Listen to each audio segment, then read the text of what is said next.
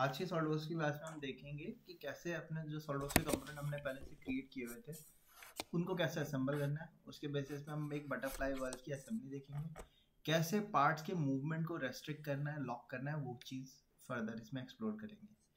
तो सबसे पहले हमें कंपोनेंट्स अपने बना लेने होंगे, यानी कि पार्ट्स बना लेने होंगे जो कि हमने बना रखे हैं।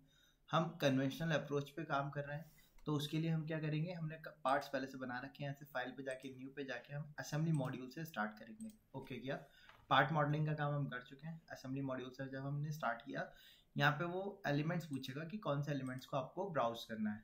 तो मैंने फोल्डर ओपन किया हुआ है, आपके जहाँ पे भी आप वहाँ से अपना फोल्डर ओपन कर सकते हो। और मैंने यहाँ से सारे कंपोनेंट्स को एक साथ सेलेक्ट कर लिया। अगर आप सॉलिडवर्क्स 2014 के बाद के वर्जन में काम कर रहे हो तो मल्टीपल कंपोनेंट्स को एक बार में इंपोर्ट किया जा सकता है, लेकिन अगर आप ओल्डर वर्जन में काम करोगे जैसे 12 है तो उसमें एक टाइम पे एक ही कंपोनेंट इंपोर्ट होता है। आपको वापस से ब्राउज करना पड़ेगा सेकंड कंपोनेंट के लिए। ठीक है, सो अब यहाँ से हमने सेलेक्ट करके ओपन किया। मैंने आपको पहले भी बताया था, यहाँ पे आपके पास ऑप्शन होता है, आप XYZ में रोटेट कर सकते हो यहाँ से, और टैब क्लिक करके आप डायरेक्ट रोटेशन कर सकते हो। अगर आपको किसी पर्टिकुलर एक्सिस के अबाउट रोटेट करना है, जैसे ये शार्प आर्म है, तो आर्म को ये फ्लैट रखा हुआ है, इसको वर्टिकली अलाइन होना चाहिए। तो उसके लिए मैंने क्या किया, इसको मैंने एक्स एक्सिस में रोटेट कर दिया, अलाइन हो गया वर्टिकली। मैंने इसको ड्रॉप कर दिया। मैं जनरली क्या करता हूँ, जब कंपोनेंट्स लेके आता हूँ या अपने पार्ट्स लेके आता हूँ सॉलिडवर्क्स में, उसी टाइम को उनको असेंबली के हिसाब से अरेंज करता हूँ, ताकि असेंबली करने में हमें थोड़ा सा ईजिबिलिटी हो, हमारा टाइम कम लगे और हमारी मेहनत भी कम लगे, एरर्स भी कम हो। तो उस चीज़ के लिए मैं या तो टैब की से या यहाँ से रोटेट करके अपना एलिमेंट्स को की पोजिशनिंग को सेटअप कर लेता हूँ। जैसे मैंने अब पोजीशन ड्रॉप करने के लिए आपको क्या करना होगा, माउस का लेफ्ट क्लिक दबाना होगा। जैसे आप लेफ्ट क्लिक दबाओगे पहला कंपोनेंट आपका अरेंज हो जाएगा, दिखा आपको। ठीक है, अब मुझे दूसरा कंपोनेंट रखना है जो कि हमारा बॉडी है। आप देख सकते हो बॉडी एक अलग डायरेक्शन में रोटेट होके आ रहा है। इसको रोटेट करने के लिए कौन सा एक्सेस में रोटेट करना होगा हमें, वाई एक्सेस में। मैंने इसको वाई पे क्लिक करके रोटेट कर दिया, इसको ड्रॉप कर दिया। देन नट जो है वो आपका वो भी रोटेट होके लगेगा, उसको मैंने एक्स एक्सेस में यहाँ से रोटेट करके रख दिया साइड में। देन प्लेट को हमने ऊपर रख दिया। रिटेनर है, इसको भी हमने टैप से रोटेट करके यहाँ पे रख दिया। स्क्रू को भी रखा साइड में रोटेट करके, और शाफ्ट को भी रख दिया। सो इस तरीके से हमने अपने एलिमेंट के सारे कंपोनेंट जो हमने क्रिएट किए थे वो सारे इंपोर्ट कर लिए, जो कि एक असेंबली में होने चाहिए। इसके असेंबली करने के लिए हमें चाहिए थे कुछ के हमें मल्टीपल रिपीट्स चाहिए, वो हम करना देखेंगे अभी इसमें। उससे पहले आप देख सकते हो सबसे पहला जो कंपोनेंट हमने यहाँ पे इंपोर्ट किया था वो बाय नेम आ रहा है, ए से आर बाय नेम लेता है। मैंने आपको पहले भी बताया था, सॉलिडवर्क्स में कंपोनेंट जब इंपोर्ट करते हैं बाय अल्फाबेटिकल ऑर्डर वो अरेंज करता है। अब जो बाय डिफॉल्ट कंपोनेंट आता है फर्स्ट टाइम वो फिक्स्ड हो जाता है सॉलिडवर्क्स में। मतलब अगर मैं इसको पकड़ के मूव करूंगा तो ये ना मूव होगा ना रोटेट होगा, वो फिक्स्ड है। कैसे पता, आप देख सकते हो यहाँ पे लिख के भी आ रहा है एफ, यानी कि फिक्स्ड। बाकियों में डैश लगा हुआ है। डैश का मतलब क्या होता है, फ्लोटिंग। मतलब आप उनको पकड़ के left right up down move कर सकते हो, और मूव के साथ साथ रोटेट भी कर सकते हैं। ये फीचर हमें सॉलिडवर्क्स दे रहा है। हमने ओके किया। अकॉर्डिंग टू असेंबली हमें किस चीज को फिक्स करना चाहिए था, क्या आर्म फिक्स होता है? हमको तो रोटेट ही करना है, क्योंकि वही तो आपके मोशन को ब्लॉक करेगा। फिर बॉडी को फिक्स होना चाहिए एक्चुअली। तो बॉडी को हम क्या करेंगे, यहाँ से राइट क्लिक करते हैं, और राइट क्लिक करने के बाद इससे हमें ये चीज समझ में आती है कि सॉलिडवर्क्स में मोर देन वन कंपोनेंट्स भी हम फिक्स कर सकते हैं। जैसे अभी 2 कंपोनेंट फिक्स हैं, बट एक्चुअली हमें क्या करना चाहिए, इसको तो फ्लोटिंग ही होना चाहिए। तो फ्लोटिंग करने के लिए आप चाहो तो यहाँ पे जाके राइट क्लिक करके फ्लोट कर सकते हो, और आप डायरेक्टली कंपोनेंट पे भी राइट क्लिक करके फ्लोट कर सकते हो, जैसे कि मैंने किया अभी। अब ये फ्लोटिंग हो गया, तो मतलब क्या है, ये आपका left right up down move कर सकता है, रोटेट भी कर सकता है। कोई भी इंडिविजुअल कंपोनेंट जो है वो उसकी number of degree of freedom हमारी कितनी होती है, मैक्सिमम 6, 3 ट्रांसलेटरी और 3 रोटरी। हमें उन डिग्री ऑफ फ्रीडम को ही कंस्ट्रेन करना है, ताकि हम अपने असेंबली को प्रॉपर वर्किंग में कन्वर्ट कर सके। जैसे मैंने आपको एग्जांपल भी बताया था, हमारे सीलिंग फैन होते हैं, वो क्या होते हैं, उनकी सिर्फ 1 डिग्री ऑफ फ्रीडम फ्री होती है रोटरी वाली, बाकी तो लॉक होती हैं। है ना। बाकी लॉक नहीं होगी तो क्या है, पंखा नीचे भी आ सकता है ना। सो ये चीज के लिए हमें डिग्री ऑफ फ्रीडम का थोड़ा बहुत आइडिया होना चाहिए। सेम मैनर में आप लोगों ने बाइक के व्हील देखे, उनमें कितनी डिग्री ऑफ फ्रीडम होती है? वही रोटरी, सिर्फ रोटरी होती है। रोटरी कितनी होती है उसमें? रोटरी 2 होती है, एक ही होती है, 2 आगे भी एक ही होती है सर। अगर इंडिविजुअल व्हील की बात करेंगे तो उसमें 1 डिग्री ऑफ फ्रीडम होगी जब वो शाफ्ट पे कपल्ड है। लेकिन अगर ऐसे एज अ असेंबली देखें हम, तो वो हैंडल पे क्लब होती है ना। व्हील अपने आप में रोटेट कर सकता है और हैंडल को भी हम ट्विस्ट कर सकते हैं। तो हमारी कितनी डिग्री ऑफ फ्रीडम हो गई? 2। शॉकर होते हैं जो कि अप डाउन मूव भी करते हैं, तो कितनी डिग्री ऑफ फ्रीडम हो गई? यानी कि असेंबली की डिग्री ऑफ फ्रीडम बढ़ सकती है। इंडिविजुअल कंपोनेंट की बात करेंगे तो उसकी डिग्री ऑफ फ्रीडम 6 ही होती है। लेकिन जब असेंबली की बात करें तो क्योंकि असेंबली क्या है, प्रोडक्ट्स अलग अलग पार्ट से मिला के जो प्रोडक्ट बना हुआ है, जब प्रोडक्ट बनेगा तो प्रोडक्ट में क्या होगा, डिग्री ऑफ फ्रीडम बढ़ सकती है। इसी वजह से हम लोग कहते हैं जैसे एरोप्लेन कोई अगर हमारा स्काई में उड़ रहा है तो उसकी डिग्री ऑफ फ्रीडम कितनी होनी चाहिए? 6 होनी चाहिए अगर हम उसको as a individual body consider करते हैं। लेकिन उसके अंदर क्या है, मल्टीपल एलिमेंट्स मिलके बना हुआ है। सर किसी बॉडी की डिग्री ऑफ फ्रीडम कभी 6 नहीं हो सकती। मैंने सुना था कि शायद जो कंस्ट्रेंट्स होते हैं, नंबर ऑफ कंस्ट्रेंट्स, वो 0 नहीं हो सकते। स्पेस में मीटरॉइड्स घूमते हैं, डिग्री ऑफ फ्रीडम 6 है। स्पेस में तो डिग्री ऑफ फ्रीडम 6 होगी। आप अगर स्पेस में जाओगे तो आपकी डिग्री ऑफ फ्रीडम 6 है, क्योंकि वहां ग्रेविटी तो है नहीं, है ना। आप फ्रीली मूव कर रहे हो, आप तीनों डायरेक्शन में घूम सकते हो, तीनों डायरेक्शन में रोटेट हो सकते हो, है ना। सो इसी वजह से जैसे मैं आपको बताया था, प्लेन एयरप्लेन होता है, उसकी degree of freedom infinite consider की जाती है, क्योंकि अगर हम इंडिविजुअल कंपोनेंट्स वाइज उसको तोड़ के चलेंगे तो। लेकिन अगर हम as a single unit body consider कर रहे हैं तो उसकी डिग्री ऑफ फ्रीडम कंस्ट्रेंट हो सकती है, वही 6, मैक्सिमम 6 हो सकती है, उससे ज्यादा नहीं हो सकती। किसी मशीन की हो सकती है 6 डिग्री ऑफ फ्रीडम। मशीन अब बात वही है ना, मशीन में तो कोई ना कोई कंस्ट्रेंट हो गई, जाहिर सी बात है। लेकिन जैसे आप अब हमारा प्लेन उड़ता है, उसमें 6 डिग्री ऑफ फ्रीडम हो सकती है। प्लेन भी तो मशीन ही है। मोटरसाइकिल में भी हो सकता है, ठीक है, चलिए आगे के प्रोसेस पे स्टार्ट करते हैं। सो हमने इस बॉडी को फिक्स कर दिया, अब बाकी एलिमेंट्स को इसके हिसाब से अरेंज करना है। सबसे पहले क्या लगाना चाहिए इसमें, आप बताओ। जब अगर इसकी एक्चुअल में असेंबली करें हम, सबसे पहले क्या लगना चाहिए इसमें? सबसे पहले शाफ्ट नहीं क्लब होनी चाहिए अंदर, है ना। ठीक, अब शाफ्ट जो है वो आप देख सकते हो इसी सिलेंड्रिकल एक्सिस के अंदर तो आएगा। तो आप चाहो तो ये वाला सिलेंड्रिकल ले लो, चाहे ये वाला ले लिए, चाहे ये ले लिए, या चाहे ये वाला ले लो, सबके सेंटर तो सेम है, एक्सिस ऑफ एक्सिस जो है सबकी एक ही है, तो रिजल्ट भी हमें क्या मिलेगा? सेम मिलेगा। लेकिन अगर मैंने गलती से ये वाला दे दिया तो रिजल्ट गलत मिलेगा। तो मैंने क्या किया, मैंने कंस्ट्रेंट कैसे किया था आपको याद है? हम मेट्स पे गए, मैं मेट्स को सिलेक्ट भी नहीं कर रहा, मैंने यहाँ से अपना फर्स्ट एलिमेंट सेलेक्ट किया और यहाँ से अपना एक सेकेंड रेफरेंस दे दिया। क्या हुआ देखो, वो ऑटोमेटिकली आपस में आके अरेंज हो गए। कौन कौन सी रिलेशन एग्जिस्ट कर रही हैं उन दोनों सरफेस के बीच में, वो हमें यहाँ पे हाईलाइट करके दिखा रहा है। कोइंसाइड नहीं दिखा रहा, क्योंकि वो दोनों सरफेस कोइंसाइड नहीं हो सकती, क्योंकि दोनों के डायमीटर्स क्या है? अलग अलग है ना।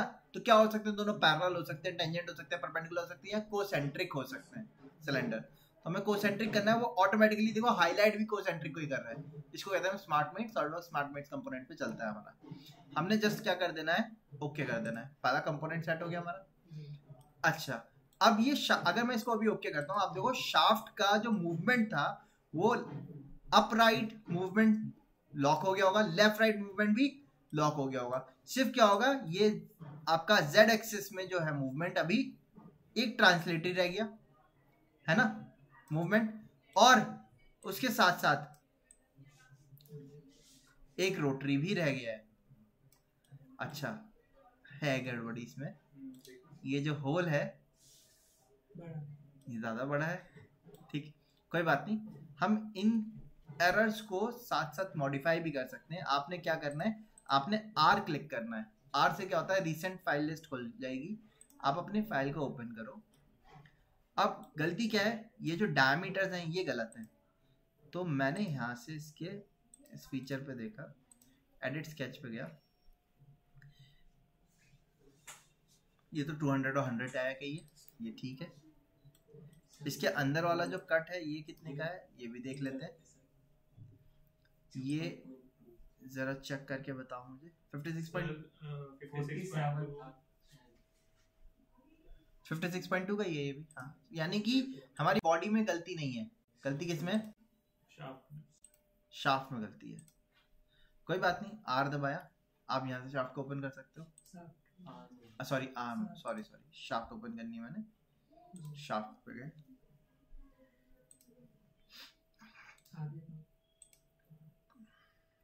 हाँ इसकी तो मैंने आपको पहले भी बताया था, अंडर डिफाइंड सिस्टम नहीं बनाते हम सॉलिडवर्क्स में। हाँ जी सूरज, मैं सीख रहा था एक्सट्रूड का। ये तो रिवॉल्व से बना है, रिवॉल्व भी सीख रहा था। अच्छा रिवॉल्व। जरा अगर आप ध्यान से देखोगे ये तो 56 ही है, ये 37.5 ही है, विजिट किया, कट किया, यस यस, अब ठीक है जी ठीक। अच्छा ये क्या हो गया, ये क्या हो गया, ये रोटेट कर दो, ये क्या है, अच्छा ये होल के कट वो डिफर हो गए, ये भी डिफाइन नहीं है।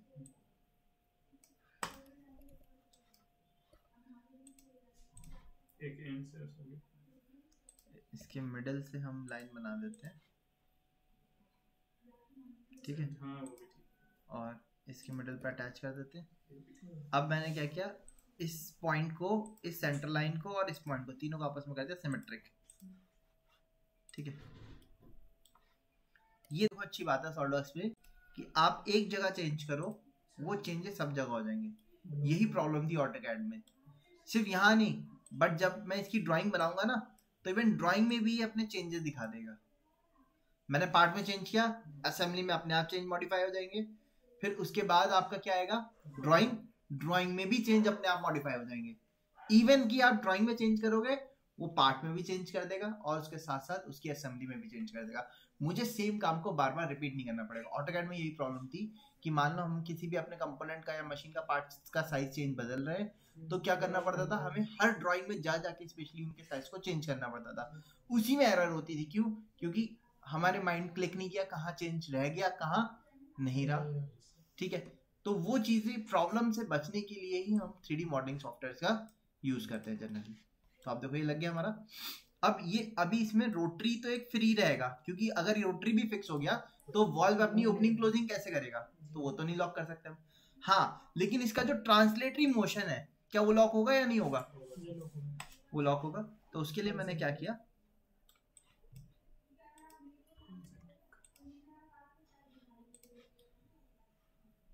एक मिनट, मैं इसका एक सेक्शन कट करके देख लेता हूँ पहले।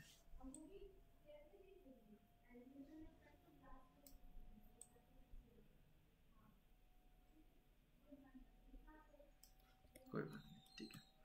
सो मैंने क्या किया, इस सरफेस को आपस में कोइंसाइड कर दिया। ठीक है, अब देखो इसका ट्रांसलेटरी लॉक हो गया, खाली रोटरी रह गया, जो कि हमें चाहिए ही था। ठीक है, अब आगे चलते हैं। इसके बाद इस सरफेस के ऊपर इस सरफेस को हमने कोसेंट्रिक कर दिया। ठीक, इस सर्किल को इसके सर्किल के ऊपर भी कोसेंट्रिक कर दिया। ठीक, अब इसका रोटरी मोशन लॉक हो गया, लेकिन ट्रांसलेटरी मोशन अभी भी है। तो इस सरफेस को इस सरफेस के ऊपर कोइंसाइड कर दिया हमने।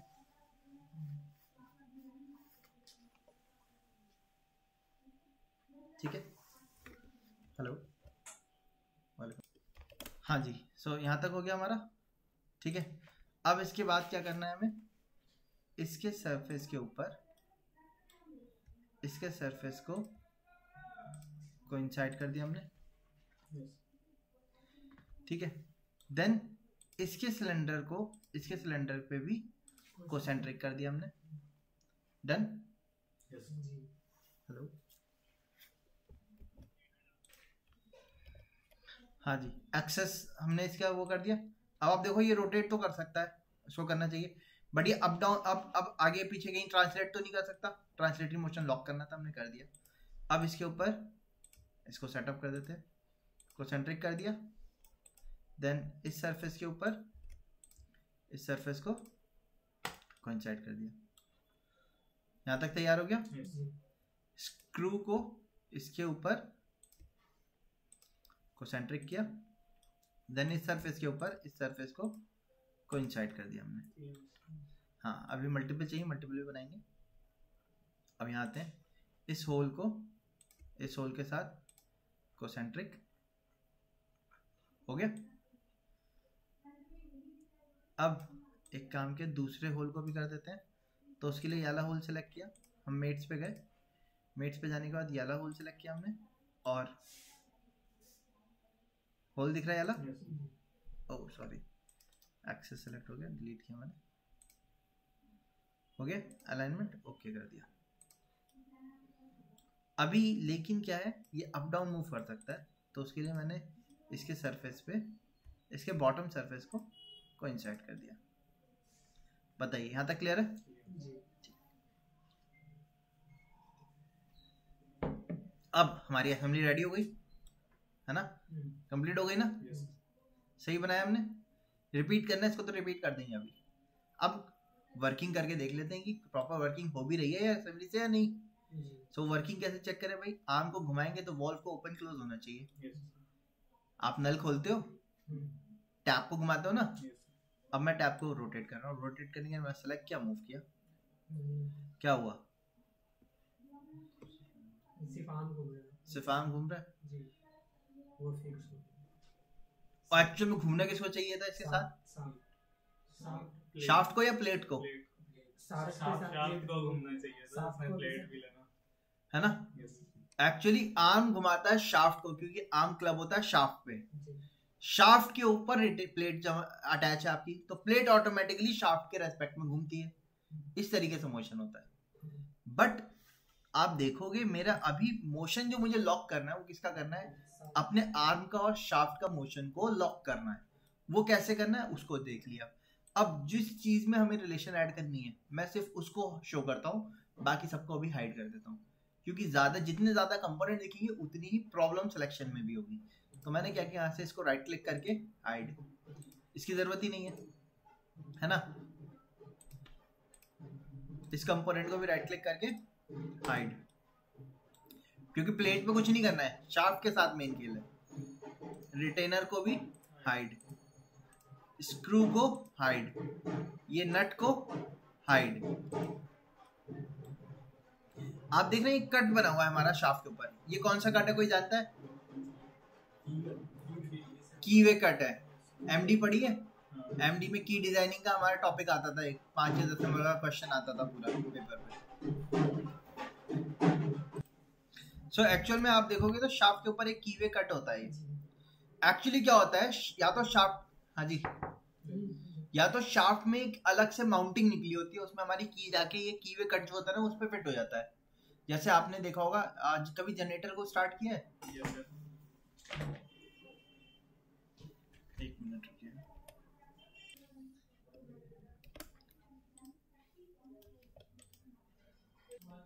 हाँ जी, जैसे आप देख सकते हो, देखो ये शाफ्ट हो गई जनरेटर की, इसमें ये आपकी की फंसाई है इन्होंने, ये देख रहे हैं ये Yes, sir. ये शाफ्ट में एक कट है, उसमें अलग से ये आर्म के साथ एक की फंसाई, और तब जाके आपकी शाफ्ट जो है वो रोटेट हो रही है। अगर ये की नहीं होगी तो क्या होगा, आप आर्म घुमाते रहोगे, शाफ्ट आपकी नहीं घूमेगी। यही अरेंजमेंट जितने भी रोटरी एलिमेंट होते हैं हमारे, सब में यही लगता है। चाहे जनरेटर के देख ले आप, या आपका जैसे वो होता है, वो देखिए सिलाई मशीन देखिए हाथ से चलाते हैं हम, उसमें भी अलग अलग कीवे लगती हैं हमारी। कोई भी मशीन हो, सब में शाफ्ट और इनकी क्लबिंग के लिए हम क्या देते हैं, कीवे देते हैं, उनमें बकायदा ग्रीसिंग करके लगाते हैं। ठीक है। सो यहाँ पे हम आते हैं। इसमें हमारी प्रॉब्लम क्या है, आर्म पे तो हमने कट दिया है कि या तो शाफ्ट में अलग से एम्बॉस हुआ हुआ रहता या शाफ्ट में भी कट होता, उसमें हम अपनी की वे सेट फिट करते, फिर आर्म लगाते फिर रोटेट करते, तब जाके मोशन लॉक होता है। एक्चुअल लाइफ में वैसे ही होना चाहिए, लेकिन हम किस में है, सॉलिडवर्क्स में। सॉलिडवर्क्स में हमें फिजिबिलिटी दी जाती है कि आप प्लेन्स को लॉक कर सकते हो। वो कैसे, पहले आपको देखना होगा कौन से प्लेन को किसके साथ लॉक किया जाना चाहिए। एक्चुअली जो है कंपोनेंट जो है वो हमारे क्या है, प्लेन्स पे बनाए थे। आपको याद है हमने जो पार्ट बनाया था प्लेन पे बनाया था, उनका यूज अब हम करेंगे प्लेन्स की लॉकिंग के लिए भी। जब पार्ट रोटेट होगा तो उसके जो रेस्पेक्टिव प्लेन है वो भी घूमेंगे, है ना। अगर मैं दोनों कंपोनेंट्स के प्लेन को आपस में कोइंसाइड कर दूं, तो एक पार्ट घुमाऊं तो उसका प्लेन घूमेगा, उसका प्लेन दूसरे प्लेन से कोइंसाइड हो गया, वाला प्लेन भी घूमेगा, यानी कि वो सेकंड पार्ट भी मेरा क्या होने लगेगा, रोटेट करने लगेगा। हम ये प्रोसेस करने वाले हैं। तो इसके लिए मैंने क्या किया, आर्म को देखो जो हाइड हो गए वो ब्लॉक हो गए, है ना, जो अनहाइड है वही येलो से दिखा रहा है। आप इसको एक्सपेंड करो, यहाँ पे आपके प्लेन्स आ जाएंगे। अब मैं यहाँ से देखो फ्रंट प्लेन इसका लॉक कर सकता हूँ। यहाँ पे देखो ये टॉप प्लेन है, टॉप प्लेन एक वर्टिकल प्लेन आ गया, इसको हम अपने शाफ्ट के प्लेन के साथ क्लब नहीं कर सकते, कोइंसाइड नहीं कर सकते, लेकिन जो फ्रंट प्लेन है इसको किया जा सकता है। इसी तरीके से जो राइट प्लेन है उसको भी किया जा सकता है, क्योंकि सेम सेंटर से ही पास हो रहा है। तो या तो फ्रंट लेंगे या राइट लेंगे आर्म का। नीचे आते इसको एक्सपेंड किया, शाफ्ट के भी प्लेन देख लेते हैं कौन सा। ये शाफ्ट का प्लेन जो है देखो आप वर्टिकल है, ये नहीं कर सकते हम कोइंसाइड। टॉप कर सकते हैं, राइट, ठीक है। सो मैंने क्या किया, अपने मेट्स पे गए, एक्सपेंड किया इसको, इसका फ्रंट प्लेन लिया आर्म का, और शाफ्ट का टॉप प्लेन लिया, दोनों का आपस में क्या कर दिया हमने, मेट करके कोइंसाइड कर दिया। ओके कर दिया, कोइंसाइड हो गई, हुए या नहीं हुए। अब मैं इसको यहां से मिनिमाइज कर देता हूँ। अब मैं रोटेट करके भी देख लेता हूँ, आर्म रोटेट कर रहा हूँ, शाफ्ट रोटेट हो रही है उसके साथ या नहीं हो रही, ठीक है। अब मैंने एक काम किया, यहाँ पे बाकी जो कंपोनेंट्स हैं इनको राइट क्लिक करके शो कर दिया, हो गया शो। अब यहाँ पे आते हैं, हो रहा है मूवमेंट प्रॉपर या नहीं, प्रॉपर है मूवमेंट। यहाँ ऐसा नहीं दिख रहा कि पार्ट एक दूसरे के अंदर क्लैश हो जा रहा है, हो रहा है या नहीं हो रहा है, ये बताओ। हो रहा है ना, होना चाहिए ऐसा, नहीं होना चाहिए है। तो सॉलिडवर्क्स हमें रोक रहा है क्लैशिंग के टाइम पे। कोई भी मॉडलिंग सॉफ्टवेयर आप करो, चाहे सॉलिडवर्क्स हो, कैटिया हो, एनएक्स हो, क्रियो हो, वो बाय डिफॉल्ट कंपोनेंट की क्लैशिंग नहीं शो करेगा आपको। एक पार्ट के अंदर से दूसरा पार्ट घुस के चला भी जाएगा तो भी उसको कोई फर्क नहीं पड़ रहा। आपको अगर क्लैशिंग चेक करनी है तो उसके लिए आपको क्लैश डिटेक्शन ऑन करना पड़ेगा। उसके लिए दो तरीके हैं। पहला तरीका, आप सिर्फ चेक करना चाहते हो कि कहाँ पे क्लैशिंग हो रही है, यानी कि कौन से मैंने पार्ट तो बनाए, अब मैं असेंबली में वैलिडेट करना चाहता हूँ कि कहीं कोई कंपोनेंट में आपस में इंटरसेक्शन या क्लैशिंग तो नहीं हो रही। मूवमेंट के टाइम क्लैशिंग की बात अलग है, वो अभी चेक करेंगे, बट हम ये चेक करना चाह रहे हैं कि कंपोनेंट में अभी असेंबली के टाइम पे कहीं कोई क्लैशिंग तो नहीं हो रही। उसके लिए आप यहाँ से जाओगे इवैल्यूएट पे, चले गए। इवैल्यूएट पे जाने के बाद यहाँ पे सबसे पहला ऑप्शन हमें मिल रहा है, पढ़ो, इंटरफेरेंस डिटेक्शन। आपने इस पे क्लिक किया और यहाँ से आपने इसको क्लियर करके कंपोनेंट सारे सेलेक्ट कर दिए और कैलकुलेट पे क्लिक किया। अब ये दिखा रहा है, देखो 3-4 जगह पे आपका क्लैशिंग हो रहा है। पहला ये किस किस के बीच में हो रहा है, देखो जो आपका बॉडी था वो राउंड शेप में इसका था, इसको फ्लैट होना चाहिए था, तो बॉडी में जाके कट करना पड़ेगा। दूसरा ये हमारी जो प्लेट है वो उसके अंदर आ रही है। तीसरा स्प्रिंग में ये स्क्रू जो है इस सेगमेंट में आ रहा है। इतनी 3 जगहों पे हमारी क्लैशिंग हो रही है, हमने कट कर दिया इसको। अच्छा, तो क्लैशिंग तो हम इस तरीके से चेक कर सकते हैं। अब चेंज करना होगा तो वापस से पार्ट बॉडी ओपन करनी होगी, चेंज करना होगा हमें। अब मैं चाहता हूं कि मैं ये चेक करूं कि कहीं मूवमेंट के टाइम पे कहाँ कोलिजन हो रहा है कंपोनेंट्स में, वो चेक करना है हमें। तो अभी हम जब मूव कर रहे हैं कंपोनेंट का, रोटेट कर रहे हैं, फ्री ड्रैग कहलाता है। आप मूव पे जाएंगे, यहाँ पे आप देखोगे स्टैंडर्ड ड्रैग लगा हुआ है, फ्री ड्रैग। मैंने इसको सेलेक्ट किया, मूव किया, फ्री ड्रैग हो रहा है, स्टैंडर्ड ड्रैग है।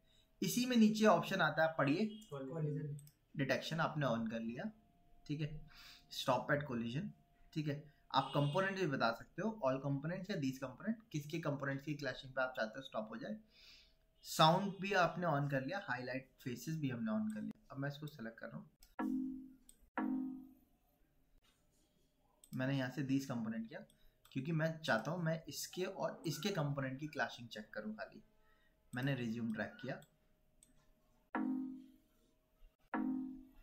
आ रहा है। मैंने यहाँ से स्टॉप एट कोलिजन कर दिया,